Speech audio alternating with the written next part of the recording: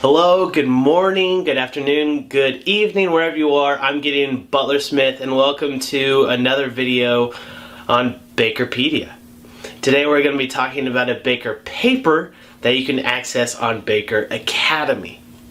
Let's get into it. White pan bread has been a staple in America for decades. It was the best thing about sliced bread. But these days, people are wanting a variety of breads. I work at a bread and bun manufacturing plant, and so I read this baker paper, Innovate and Commercialize Your Bread Line, and I thought that might be a good thing for me, and maybe for you too. So to freshen up on the current trends, one thing that is certain is that there will always be a market for bread, like literally since forever. However, something that this baker paper mentions that is true for many CPG, consumer packaged good categories, is purchases are based on consumer emotions. For example, there was a huge spike in sales in 2020 that the baker paper goes into, and I want to just discuss some of the key categories to innovate with moving forward on your bread line. First category is gluten-free. 9.2% compound annual growth rate, wider acceptance, quick service restaurant acceptance, better technology, and better texture are some things that you can expect with this market. The peak of the trend in 2015, 8% of people followed the gluten-free diet. 64% of US consumers indicated they considered such a diet to be very healthy, even though it was not scientifically proven. Its growth means that gluten-free is no longer a fad, but a strong trend. Because of this, the better ingredient technologies have been developed, from functional fibers to multifunctional starches that result in better texture, taste, and incredible extension to shelf life. To meet consumers' demands, companies like Lallemand and American Key Food Products and others have to innovate ingredients for tastier, softer, moister, and less coarse gluten-free products. Gluten-free is clearly here to stay. Lallemand included some excellent options to start with under their brands Essential and Florapan to implement in your gluten-free formulas to increase quality. Obviously you can check that out on this baker paper as I continue to talk about it. The second key category is vegan. 1 in 5 millennials accept veganism. 10% growth, high growth, scientifically backed, strong community, and plant-based tech are all things that you can expect with this trend. Both physical and mental wellness are a desire that is tied to veganism, as well as reduced climate footprints. So among all the trends, this one has the highest growth due to its emotional pull. The vegan diet also has scientifically proven health benefits. It's low in saturated fats and high in fiber, and with all the protein technologies and plant-based derivatives, we are going to see an explosive growth in this category due to easier access in these technologies. Veganism, for me, started off as a niche category, I suppose. It might still be in some aspects regarding to its nuances, but veganism is so widely accepted now by athletes, public figures, and other high influencing individuals that it has become embedded in our culture, with several restaurants carrying vegan options. And I just had a Beyond Burger for lunch and it was incredible. So vegan might be one category that would be a quick win for some bakeries. Vegan products cannot contain eggs, milk, or dairy-based ingredients, even honey, most gelatins, animal fats, and mixed shortenings, and really just all animal-based ingredients. But with the rise of awareness, curiosity, and embrace of veganism, companies around the world are quickly innovating plant-based solutions to bread without compromising on functionality or quality.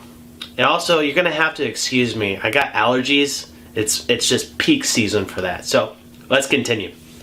Number 3 category is keto. Number 1 diet trend in the US, 5.5% compound annual growth rate, but it has very few products, inadequate research, and inadequate technology. With that, there are many possibilities for growth in keto, but it's not just a fad anymore. It's here to stay. However, the marketplace is seeing very few processed products with the word keto on it, as it can be difficult to define and there are varying levels. No, really, like the FDA is having a hard time defining it. However, the low-carb diet market that is easily defined is expected to grow by 6.4% by 2027, the year. Although research into keto ingredients has been slow, the current offering of ingredient technology is still limited. Some baking solutions are available. Lallemand, yet again, is another leading company in this market with their essential brand of ingredients. Bakeries struggling, with their keto bread formulations can solve issues that may negatively impact bread volume and overall quality with their brand essential enzyme systems that are clean label, high performance dough conditioners. I understand I might sound like a used car salesman, but hey, the stuff works. And it fits right into your processes already established within your bakery, so just go ahead and check it out. Alright, moving on to the fourth category, brioche. The brioche category is a fun new category, allergen. It's nicely branded, pushed by QSR, quick service restaurants, but I want all the old traditional dough heads to comment what they think a brioche truly is or should be. Brioche is an interesting trend with its high sugar and fat content, and you can't go into Walmart without seeing a center display of brioche buns or at your favorite burger joint featuring a brioche bun, everything. And the emotional pull for health can always swing to the other side of emotions, which is comfort. My company makes Hawaiian style products which can be categorized as a brioche type bun with its high sugar and high fat content. Allergies are involved but can easily be tackled with a high functioning sanitation program. Number 5, organic. 2.5% compound annual growth rate, stable category, innovation is strong, and again, it's nicely branded. The organic bakery segment is predicted to reach over 1.1 billion in sales in just a couple of years, and I imagine anyone can easily see this trend starting to dominate the CPG arena. Cosmetics, clothing, dairy, and definitely bread. A few things to keep in mind with organic bread is innovation is strong but restricted to supply chain and land dedicated to organic farming. Bakeries have to be solely organic producing and are restrained to ingredients provided by a national list of organic ingredients to be able to claim it on their label. Check out our organic baking page at bakerpedia.com to explore this topic more. And branded CPG items sell nicely in this niche, so make sure to get with your marketing department and brand products properly. What I love about Bakerpedia and I'm enjoying about Baker Academy resources is that they always take the reader to the second level. This Baker paper of Innovating Breadlines helps the reader not just know about the key trends, but some starting points of where to innovate. All the categories I've mentioned fall under a clean label, so that is the best first place to start thinking of when your company wants to start innovating. Clean Label has a 7.4% compound annual growth rate, and 90% of US households, 1 in 2 of them when they go shopping, they buy a Clean Label product. This is also one of the most promising categories for growth. About 56% of global consumers are looking for no artificial preservatives or additives. Emotion, think emotion. Now, the global clean label ingredients market size has valued at $38.4 billion in 2019. Clean label technology must be in your product portfolio as most R&D teams are leading with it. This is to all you ingredient companies. Get innovating. For bakers, here's a walkthrough for your processes with clean label in mind. Excuse me.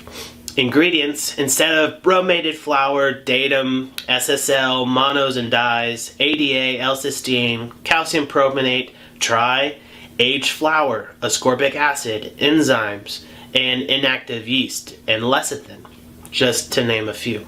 For the mixer, in clean label techniques, some bakeries choose to add more gluten to replace the removal of oxidants and emulsifiers. Therefore, the mixer is working longer and harder to mix out doughs.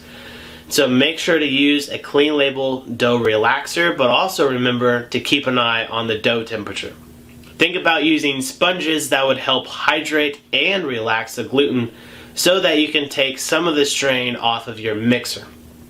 A tip, especially for the summer, is use ice or refrigerated water or a mixer with a built-in coolant system. It might cost, but it'd be worth the investment.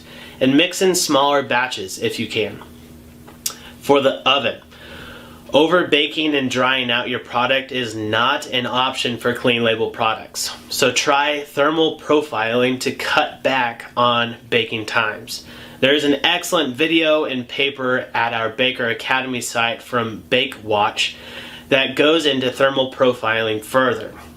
The number one fault with ovens and baking is an unbalanced oven or heavy breads that require longer baking time. Cooling.